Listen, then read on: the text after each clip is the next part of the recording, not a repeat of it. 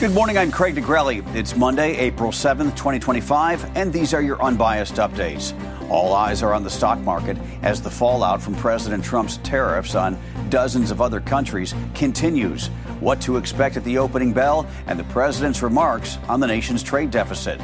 And deadly spring storms are forecast to continue this week, from tornadoes to rising rivers and flooding, the areas most vulnerable to severe weather.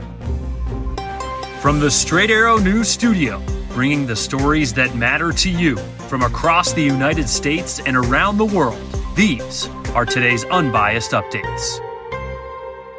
This morning, stock shares nosediving around the world as higher U.S. tariffs and retaliation from China are triggering massive sell-offs.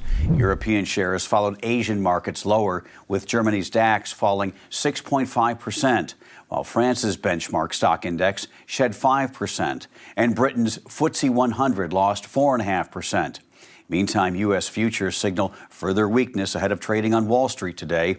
The futures for both the Dow and S&P 500 are down more than 4%, while the Nasdaq futures are off by more than 5%.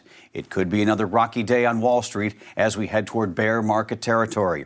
On Friday, the worst market crisis since the COVID pandemic shifted into high gear as the S&P plummeted 6%, the Dow plunged 5.5%, and the Nasdaq Composite dropped 5.8%. Despite all this, President Trump is not backing down from his tariffs.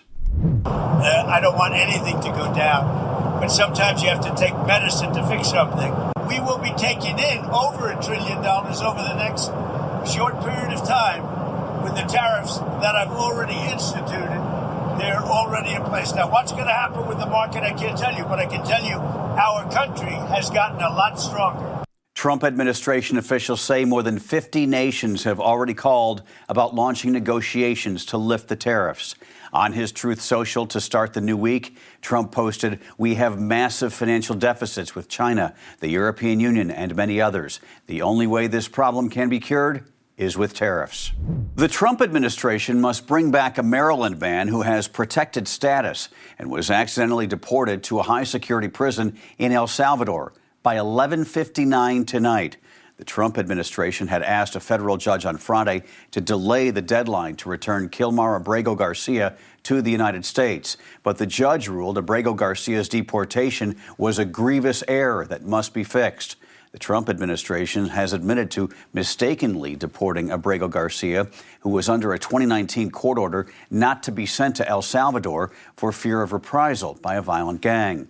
Meantime, the Justice Department has placed the attorney who argued on behalf of the government Friday on indefinite paid leave for what Attorney General Pam Bondi called a failure to, quote, zealously advocate on behalf of the United States. Last week, Vice President J.D. Vance called Garcia a convicted MS-13 gang member with no legal right to be here. However, Abrego Garcia's attorneys insist he has no gang ties. Forecasters warn of dangerous conditions for days to come in the wake of a storm system that swept through parts of the South and Midwest from Texas to Ohio. Since last Wednesday, officials say at least 20 people have died across 7 states amid the outbreak of severe weather, including a 9-year-old boy in Kentucky who was swept away by floodwaters as he walked to the bus stop. Several people were killed in southwestern Tennessee after a strong EF3 tornado ripped through the city of Selmer on Thursday. In Kentucky, rising and churning rivers are prompting evacuations and warnings for people to move to safer ground, with rescues underway in flooded areas. Residents in some low-lying areas are preparing for potential flooding as the Kentucky River is predicted to crest at a historic high on Monday, testing the flood walls that are built to protect against massive flooding. Health and Human Services Secretary Robert F. Kennedy Jr. is touting the measles, mumps, and rubella vaccine as the most effective way to prevent the spread of measles after a visit to Texas and a meeting with the family of an 8-year-old girl who died from the disease. 2 children in Texas have now died from the preventable disease. According to the New York Times, the hospital in Lubbock, where the second child died, confirmed the child was not vaccinated. The first child to die from the outbreak was in late February. At the time, Kennedy, who has a history of vaccine skepticism, appeared to downplay concerns about the significance of the outbreak. The measles outbreak has spread quickly since January in the South Plains and Panhandle regions of Texas, with close to 500 people infected, many of them school-aged children. Later today, President Trump will host Israeli Prime Minister Benjamin Netanyahu at the White House. The Israeli leader posting on Sunday that he will be talking with the president about these issues: the hostages that Hamas is still holding since it attacked Israel in October of 2023, the plan for achieving victory in Gaza, where a ceasefire has seemingly collapsed as Israel has launched a massive ground offensive in recent weeks, and the tariffs.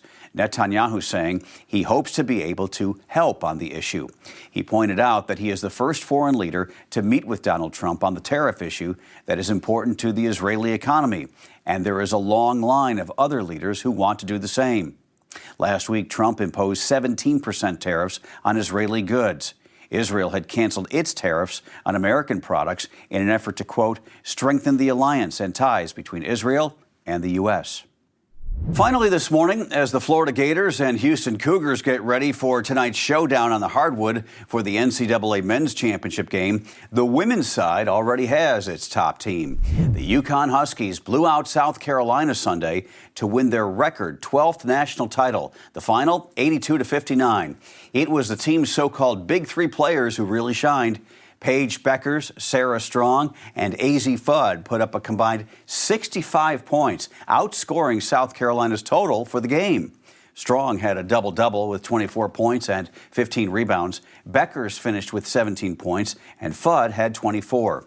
They are the first trio of teammates to each score 100 points in an NCAA tournament since the 2009 UConn group of Maya Moore, Renee Montgomery, and Tina Charles.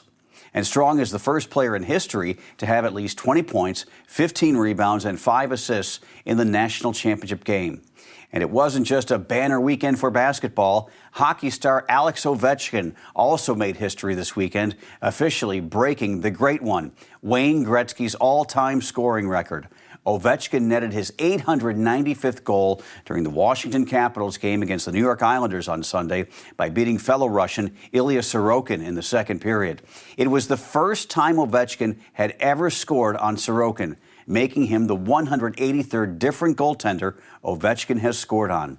Wayne Gretzky was there to congratulate Ovechkin on the achievement and participate in the festivities. However, despite the big win for Ovechkin, it was the Islanders who won the game, defeating the Capitals by the score of 4-1. It was an amazing spectacle. What a moment for hockey. Ovechkin and Gretzky, by the way, have now played exactly the same number of games, 1,487. Imagine that. Boy, you talk about coincidence. Those are your unbiased updates for this Monday. We'll see you back here tomorrow. For all of us here at Straight Arrow News, I'm Craig DeGrelli. Have a great day.